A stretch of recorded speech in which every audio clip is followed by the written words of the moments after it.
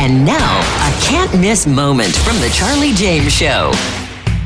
But if you take a look at it, heroin, that's made from poppies. I mean, all of these drugs that we have had their origin in natural products. Aspirin.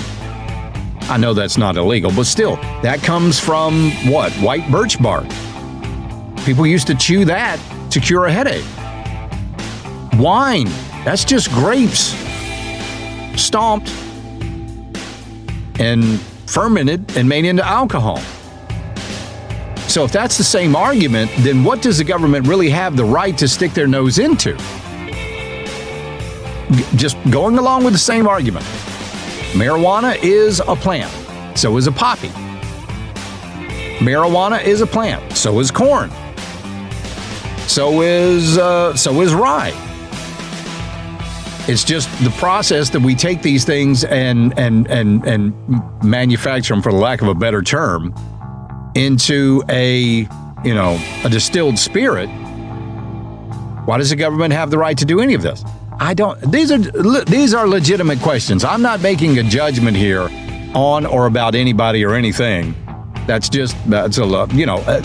Tim, if people say that marijuana is it's a plant and the government should have no say in it, then what gives the government a say in liquor, in alcohol? I agree. I don't think they should have any say. So you don't think the government should say, all right, alcohol is illegal unless you're over the age of 21? No.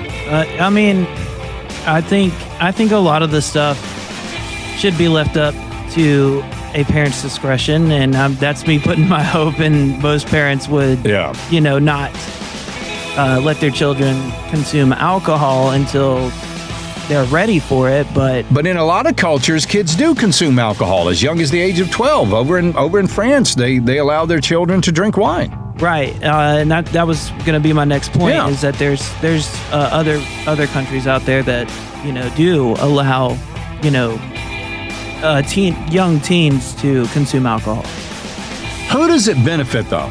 I mean, the real question here, because somebody's always got to benefit from these things. If marijuana is illegal, who's benefiting from the illegality of marijuana? My personal opinion, I believe that the pharmaceutical companies benefit. See, because for a long time, it was the cotton industry. People blame the cotton industry for hemp and marijuana being illegal because hemp was according to this theory, hemp was a superior fiber to cotton.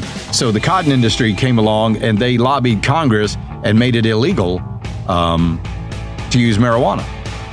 Right. And I actually heard something about that, but to me, the pharmaceutical companies benefit the most because they're the lead in, medicinal medicine.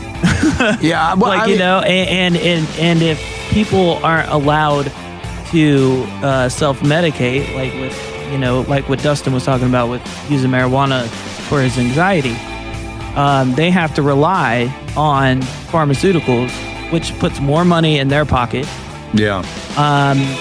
And it keeps them tied to, because some of that anxiety medicine is very addictive. Oh, sure it is. And it keeps you tied to that system. That's the thing. I have a friend of mine that is a veteran. He's got PTSD. July 4th, New Year's Eve, is just a nightmare for him. He uses marijuana instead of opioids because he's got an addictive personality and he knows exactly what'll happen. We got to take a break. We'll continue this conversation on the other side of the news. This is the Charlie James Show. Don't miss the Charlie James Show.